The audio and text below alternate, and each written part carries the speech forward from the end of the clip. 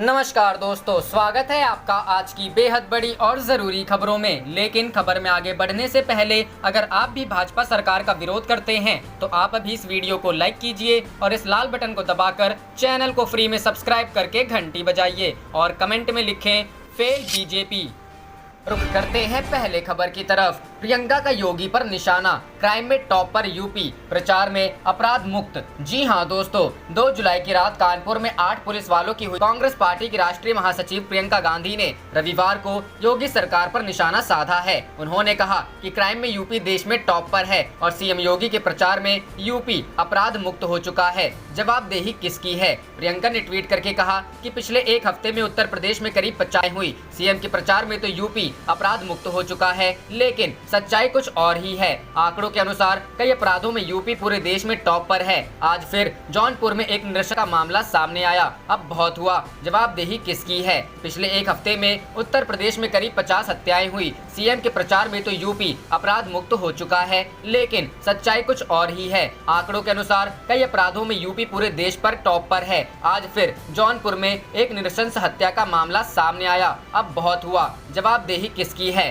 बता दें कि उत्तर प्रदेश के कानपुर देहात में 2 जुलाई की रात पुलिस टीम पर घात लगाकर हमला हुआ था। हिस्ट्री शीटर विकास दुबे को पकड़ने गई टीम पर बदमाशों ने ताबड़तोड़ फायरिंग कर दी। हमले में क्षेत्र अधिकारी समेत 8 पुलिसकर्मी शहीद हो गए थे। पुलिसकर्मियों की शहादत के बाद योगी सरकार विपक्ष के निशाने पर आ गई है। विकास दुबे ने दीवार में चुनवा कर रखा था असलहा और बारूद, घर में मिला बंकर। इससे पहले प्रियंका ने योगी सरकार पर निशाना साधते हुए कहा था कि कानून व्यवस्था का जिम्मा खुद सीएम के पास है। इतनी भयावह घटना के बाद उन्हें सख्त कार्रवाई करनी चाहिए, कोई भी ढिलाई नहीं होनी चाहिए। वहीं इस घटना के बाद कांग्रेस के पूर्व अध्यक्ष राहुल गांधी ने कहा था कि यूपी में गुंडाराज का एक और प्रमाण, जब पुलिस सुरक्षित नहीं तो जनता कैसे होगी। मेरी शोक संवेदनाएं मारे गए वीर शहीदों के परिवारजनों के साथ है और मैं घायलों के जल्द स्वस्थ होने की कामना करता हूं। रुक करते हैं अगली खबर की तरफ। उत्तर प्रदेश में विपक्ष की आवाज दबाने के काम में हो रहा सरकारी तंत्र का दुरुपयोग, अखिलेश। जी हां दोस्तों, समाजवादी पार्टी के राष्ट्रीय अध्यक्ष एवं पूर्व मुख्यमंत्री अखिलेश यादव ने रविवार को कहा कि प्रदेश में भाजपा सरकार ना तो कानून व्यवस्था संभाल पा रही है और न ही स्वास्थ्य व्यवस्था। नेताओं, अफसरों और माफियाओं के गठजोड़ से स्थिति बिगड़ती जा रही है। उन्होंने अपने बयान में कहा कि सरकारी तंत्र का दुरुपयोग विपक्ष की आवाज दबाने के काम में हो रहा है। इससे समाज का हर वर्ग परेशान है। सरकार में भ्रष्टाचार और संवेदनहीनता आम बात है। ध्वस्त कानून व्यवस्था के मोर्चे पर सरकार अपनी नाकामी छुपाने के लिए विपक्ष पर आरोप मढ़ देती है। निरशंस अपराधी अपनी गतिविधियां बेखौफ चलाते रहते हैं। सरकार और उसका पूरा प्रशासनिक तंत्र क्यों सोता रहा? सरकार को यह तो स्पष्ट करना चाहिए कि कानपुर का अपराधी किसके संपर्क में रहा है और कौन सत्ताधीश उससे मिलने आते थे। उन्होंने कहा कि अपराधियों को संरक्षण, भाजपा के लोगों को हर अपराध में आरक्षण और जनता के लिए संघर्षशील समाजवादियों पर झूठे मुकदमे लगाना ही भाजपा का राम राज्य है। मुरादाबाद में समाजवादी पार्टी के सांसद डॉक्टर एसटी हसन, 4 विधायकों, एक पूर्व विधायक समेत 50 समाजवादी कार्यकर्ताओं पर झूठे मुकदमे दर्ज कर दिए गए। भाजपा दमन के रास्ते पर चल रही है। समाजवादी कार्यकर्ता बाहर से आए श्रमिकों को भोजन बांट रहे थे तो उन पर भी मुकदमे लगा दिए गए। सरकार बदले की भावना से काम करती है। उन्होंने कहा कि भाजपा सरकार कोरोना संकट की आड़ में अपनी लापरवाहियों पर पर्दा डालती रही है। किसी की जिंदगी से खिलवाड़ किया जाना शर्मनाक है। मेरठ में 2500 रुपए लेकर कोरोना की नेगेटिव रिपोर्ट देने का गोरख धंधा चल रहा है। रामपुर में एक क्वारंटाइन सेंटर में युवक ने छत से कूदकर जान दे दी। परिजनों ने सेंटर पर अव्यवस्था और उत्पीड़न का आरोप लगाया है। सफाई कर्मियों को कोरोना योद्धा घोषित कर उन्हें मालाएं पहनाने वालों को शर्म आनी चाहिए कि उन्नाव में उन्हें कई माह से वेतन नहीं दिया गया है। उनके परिवार भुखमरी के कगार पर पहुंच गए हैं। कोरोना संकट के दौर में सरकार की लापरवाही की शिकायतें राजधानी लखनऊ में भी मिल रही है। मुख्यमंत्री की टीम 11 हो या नगर निगम, स्वास्थ्य विभाग, पुलिस और प्रशासन के अधिकारी अब भी अपने दायित्वों के निर्वहन में टाल मटोल करने लगे हैं। एक दूसरे को जिम्मेदार ठहराकर अपनी गलतियां छुपा रहे हैं। इसके नतीजे कितने खतरनाक हो सकते हैं, इसका अंदाजा होते हुए भी सब आंख मूंदे हुए हैं।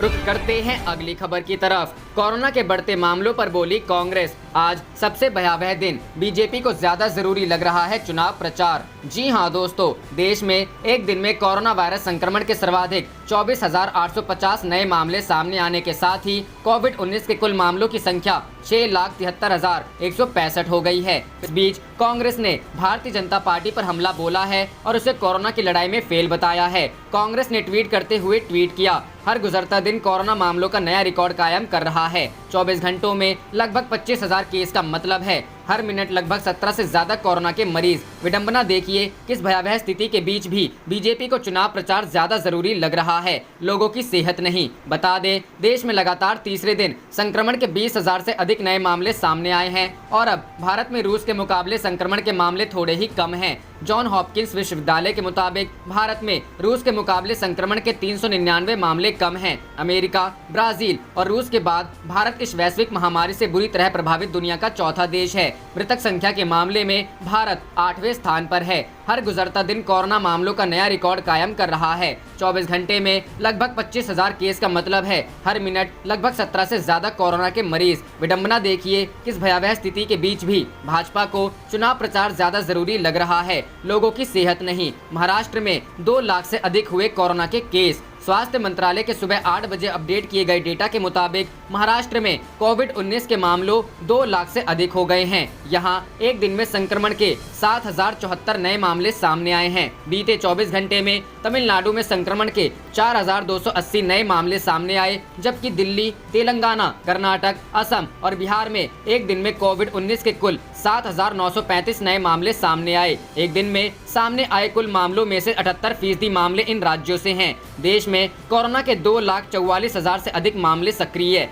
डेटा से पता चलता है कि संक्रमण से ठीक होने वाले लोगों की संख्या भी बढ़ रही है। अब तक कोविड-19 के 4,09,082 मरीज ठीक हो चुके हैं, जबकि एक मरीज देश छोड़कर चला गया। देश में कोरोना वायरस के 2,44,814 मरीजों का इलाज चल रहा है। इस संबंध में एक अधिकारी ने कहा, अब तक करीब 60.77% मरीज ठीक हो चुके हैं। संक्रमण के मरीजों में विदेशी मरीज भी शामिल हैं। भारतीय आयुर्विज्ञान अनुसंधान परिषद के मुताबिक 4 जुलाई तक कुल 97,89,066 नमूनों की जांच की जा चुकी है, जिनमें से 2,48,934 नमूनों की जांच शनिवार को की गई। रुख करते हैं अगली खबर की तरफ। आरजेडी के स्थापना दिवस पर आया लालू का संदेश, कार्यकर्ताओं से बोले कमर कसिए, घर घर पहुंचने का समय आ गया है। जी हां दोस्तों, राजद के 24वें स्थापना दिवस समारोह का मुख्य कार्यक्रम पटना स्थित प्रदेश कार्यालय में हुआ, जहां नेता प्रतिपक्ष तेजस्वी यादव ने कार्यकर्ताओं से आह्वान करते हुए कहा कि आज खास दिन है और हमें लालू जी की विचारधारा को जन जन तक पहुँचाना है, गरीब की लड़ाई को लड़ना है। इस बीच अब आरजेडी सुप्रीमो लालू प्रसाद यादव ने कार्यकर्ताओं के बीच स्थापना दिवस का संदेश भेजा है। लालू यादव के ट्वीट कर लिखा है कि राष्ट्रीय जनता दल के जिस झंडे को आप कार्यकर्ता थामे हैं, उसके समग्र और समता मूलक विकास के संदेश को घर घर तक पहुंचाने का समय आ गया है। समाज को तोड़ने वाले हम जोड़ने वालों से कभी मजबूत नहीं हो सकते। कमर कसिए और जन जन को जगाइए, गले लगाइए और अपना बनाइए। राष्ट्रीय जनता दल के जिस झंडे को आप कार्यकर्ता थामे हैं, उसके समग्र और समता मूलक विकास के संदेश को घर घर तक पहुँचाने का समय आ गया है। समाज को तोड़ने वाले हम जोड़ने वालों से कभी मजबूत नहीं हो सकते। कमर कसिए और जन जन को जगाइए, गले लगाइए और अपना बनाइए। इधर राजद के स्थापना दिवस के मौके तेजस्वी यादव ने आरजेडी सुप्रीमो लालू यादव की अनुपस्थिति पर अफसोस जाहिर करते हुए कहा कि आज उन्होंने अपनी विचारधारा से समझौता नहीं किया तो उन्हें फंसा दिया गया, साजिशों का अंबार लगा दिया गया। लालू यादव ने बेजुबानों को जुबान देने का काम किया, समाज के पिछले पायदान के लोगों को मुख्य धारा में शामिल करवाया। सदियों से जिनका शोषण होता रहा, लालू यादव की वजह से ही वे आज सत्ता में हैं। आज लालू यादव की सबसे ज्यादा जरूरत है। लालू एक विचार है जिसे कोई मिटा नहीं सकता है। आरजेडी के 24वें स्थापना दिवस के मौके पर नेता प्रतिपक्ष तेजस्वी यादव ने पार्टी के नेताओं और कार्यकर्ताओं को थोड़ा धैर्य रखने और आपसी मतभेद मिटाने की नसीहत दी है। उन्होंने कहा कि आज लालू यादव की पार्टी को सबसे ज्यादा जरूरत है। उन्होंने कहा कि जो बलिदान और कुर्बानी लालू यादव ने पार्टी को दी है, उसका 5% भी हम सब खुद से दे तो आरजेडी को कोई माइकलाल छू नहीं सकता। रुख करते हैं अगली खबर की तरफ। जेडीयू के 2 दर्जन विधायक आरजेडी में आने को बेकरार, एमएलए गुलाब यादव ने किया दावा, कहा अपना घर संभाले नीतीश। जी हां दोस्तों, राष्ट्रीय जनता दल के विधायक गुलाब यादव ने आरजेडी में टूट की खबरों को जेडीयू और बीजेपी के पैसे पर फैलाया गया अफवाह करार दिया है। लालू फैमिली के करीबी विधायक गुलाब यादव ने कहा है कि जेडीयू के 2 दर्जन विधायक राष्ट्रीय जनता दल में आने को बेकरार है। नीतीश कुमार अपना घर संभाल ले, वहीं उनकी उपलब्धि होगी। झंझारपुर से आरजेडी विधायक गुलाब यादव ने कहा कि बिहार में इस बार सत्ता परिवर्तन होना तय है। ये बात जेडीयू और बीजेपी के विधायक भी समझ रहे हैं। ऐसे में तेजस्वी यादव के पास 2 दर्जन से ज्यादा जेडीयू विधायकों का आवेदन पहुंच चुका है। हालांकि आरजेडी ने तय किया है कि सोच विचार कर ही किसी को पार्टी में शामिल कराने का फैसला लिया जाएगा। विधायक ने आरजेडी में टूट की खबरों को जेडीयू बीजेपी द्वारा प्रायोजित अफवाह करार दिया है। उन्होंने कहा है कि नीतीश कुमार में दम है तो वे आरजेडी में टूट कराकर दिखाएं। उन्होंने आरोप लगाया कि पैसे के बल पर विधायकों को खरीदने की कोशिशें की जा रही हैं, लेकिन वो भी फेल हो गया है। सरकारी तंत्र का भी दुरुपयोग किया जा रहा है, लेकिन इससे आरजेडी का कुछ नहीं बिगड़ने वाला है। रुक करते हैं अगली खबर की तरफ। एनडीए में सब कुछ ठीक नहीं, पासवान को कांग्रेस ने दिया ऑफर, महागठबंधन में आना चाहेंगे तो करेंगे विचार। जी हां दोस्तों, साल के आखिर में बिहार में विधानसभा चुनाव होने हैं और प्रदेश में राजनीतिक पार्टियां चुनाव जीतने के लिए रणनीति भी बनाने में जुट गई हैं। चुनाव जीतने के लिए नेता भी दूसरी पार्टियों में अपनी संभावनाएं भी देखने लगे हैं। इधर कांग्रेस के बिहार प्रभारी शक्ति सिंह गोहिल ने रविवार को कहा कि महागठबंधन की तरफ से मुख्यमंत्री पद के चेहरे के बारे में राजनीतिक फायदे को ध्यान में रखकर फैसला किया जाएगा और अगर लोजपा महागठबंधन में शामिल होना चाहेगी तो कांग्रेस अपने सहयोगी दलों के साथ इस पर विचार करेगी। उन्होंने यह दावा भी किया कि अगर रामविलास पासवान आगामी विधानसभा चुनाव में भाजपा के साथ रहेंगे तो उन्हें बड़ा नुकसान होगा, क्योंकि उच्चतम न्यायालय द्वारा आरक्षण को मौलिक अधिकार नहीं बताने पर केंद्र सरकार खामोश रही। गोहिल के इस बयान की इस संदर्भ में अहमियत है कि चिराग पासवान के बयानों के चलते इन दिनों राजग में कथित दरार की खबरें हैं। वहीं कांग्रेस नेता राहुल गांधी ने विधानसभा चुनावों के लिए पार्टी की तैयारियों का आकलन करने के लिए बिहार में कांग्रेस के शीर्ष नेताओं के साथ एक आभासी बैठक की। उन्होंने जुलाई के अंत तक गठबंधन के मुद्दों को सुलझाने के लिए पार्टी नेतृत्व को निर्देश भी दिया। कांग्रेस से जुड़े सूत्रों ने कहा कि वाम दलों सीपीएम और सीपीआई के साथ बातचीत चल रही है और जल्द ही इस पर अंतिम फैसला होने की उम्मीद है। शुक्रवार को बिहार नेतृत्व के साथ गांधी की बैठक में वरिष्ठ नेताओं में से एक ने सुझाव दिया कि पार्टी को और अधिक आक्रामक होने की आवश्यकता है। पता चला है कि बैठक में कांग्रेस नेता और राज्यसभा सांसद अखिलेश प्रसाद सिंह ने राहुल गांधी को बताया कि उन्होंने करीब 3 महीने पहले कांग्रेस के एक वरिष्ठ नेता से कहा था कि जेडीयू के 3 विधायक कांग्रेस में शामिल होना चाहते हैं, मगर हमारे वरिष्ठ नेताओं ने कोई जवाब नहीं दिया। उन्होंने राहुल गांधी से कहा, मुझे नहीं पता कि ये जानकारियां आप तक पहुंचती भी हैं या नहीं, हम इस तरह से राजनीति नहीं कर सकते। एनडीए में सब कुछ ठीक नहीं चल रहा। दूसरी तरफ लोजपा के राष्ट्रीय अध्यक्ष चिराग पासवान ने कहा कि 2014 में पार्टी का गठबंधन भाजपा के साथ था, न कि जेडीयू के साथ। ऐसे में कांग्रेस के भीतर मांग उठ रही है कि वह एनडीए खेमे में फूट का फायदा उठाएं और रामविलास पासवान की लोक जनशक्ति पार्टी को साथ लाएं। रुक करते हैं अगली खबर की तरफ। आरजेडी के स्थापना दिवस पर तेजस्वी यादव बोले, हम नहीं लालू को मिस कर रहे पूरा बिहार। जी हां दोस्तों, रविवार का दिन राष्ट्रीय जनता दल के लिए बहुत खास है। पार्टी आज अपना 24वां स्थापना दिवस मना रही है। इस मौके पर नेता प्रतिपक्ष तेजस्वी यादव ने कार्यकर्ताओं को संबोधित किया है। इस दौरान तेजस्वी यादव ने कहा, आज खास दिन है और हमें लालू जी की विचारधारा को जन जन तक पहुंचाना है। गरीब की लड़ाई को लड़ना है। हमारी लड़ाई शोषित वंचितों को मुख्य धारा में लाने की है। तेजस्वी ने कहा कि हमारी लड़ाई शोषित वंचित प्रताड़ित समाज को मुख्य धारा में लाने की है। सबको मान सम्मान इज्जत मिले और बिहार की तरक्की हो, यही कामना है। उन्होंने कहा कि स्थापना दिवस खास बात पर है कि लगातार पेट्रोल डीजल की कीमत में बढ़ोतरी हो रही है और इसके पहले भी साइकिल यात्रा किया था और आज स्थापना दिवस के दिन भी साइकिल से प्रदेश कार्यालय जाएंगे। किसानों का आय बढ़ी क्या? आरजेडी नेता ने कहा कि पेट्रोल सस्ता हो गया और डीजल महंगा हो गया। ऐसा देश में पहली बार हुआ है। लगातार तेल की कीमत अंतर्राष्ट्रीय बाजार में नीचे आ गया है, तो देश में इजाफा क्यों किया जा रहा है? उन्होंने कहा कि जिस हिसाब से पेट्रोल डीजल की कीमत में बढ़ोतरी की गई है, उसी हिसाब से किसानों के अनाज की कीमतों में बढ़ोतरी की गई है क्या कि किसानों को फायदा हो सके? महंगाई का स्तर आज क्या हो गया है? तेजस्वी ने कहा कि आरजेडी की मांग है कि डीजल पेट्रोल की कीमत 20 रुपए कम किया जाए, लेकिन केंद्र सरकार मान ही नहीं रही है। उन्होंने कहा कि पूरे बिहार में राष्ट्रीय जनता दल के नेता और कार्यकर्ता 5 किलोमीटर साइकिल चलाकर मांग करेंगे कि बीजेपी के लिए महंगाई जो डायन थी, उसका महंगाई का स्तर आज क्या हो गया है। सीएम नीतीश ने क्यों साधी है चुप्पी। नेता प्रतिपक्ष ने कहा कि पेट्रोल डीजल के बढ़ने से व्यवसायी वर्ग भी परेशान है। पेट्रोल डीजल की कीमत बढ़ती है तो प्रत्येक वस्तुओं के दाम में बढ़ोतरी हो जाती है, लेकिन बिहार के लोगों के साथ हम खड़े हैं। बिहार सरकार से मांग है कि पेट्रोल और डीजल की कीमतों में बढ़ोतरी हो रही है तो मुख्यमंत्री नीतीश कुमार चुप्पी क्यों साधे हैं। लालू यादव एक विचार हैं। उन्होंने कहा कि आज बिहार में किसान आत्मदाह कर रहे हैं। एक तरफ बाढ़ से परेशान हैं तो दूसरी तरफ सुखाड़ से परेशान हैं। इसके लिए बिहार में नीतीश कुमार और केंद्र में बीजेपी की सरकार जिम्मेवार है। वहीं स्थापना दिवस पर लालू यादव के नहीं रहने पर तेजस्वी ने कहा कि लालू यादव एक विचार हैं, लेकिन उन्हें हम मिस कर रहे हैं। हम ही नहीं, बिहार की गरीब जनता भी लालू यादव को मिस कर रही है। लालू यादव होते तो लोगों के हाथ में रोजगार होता।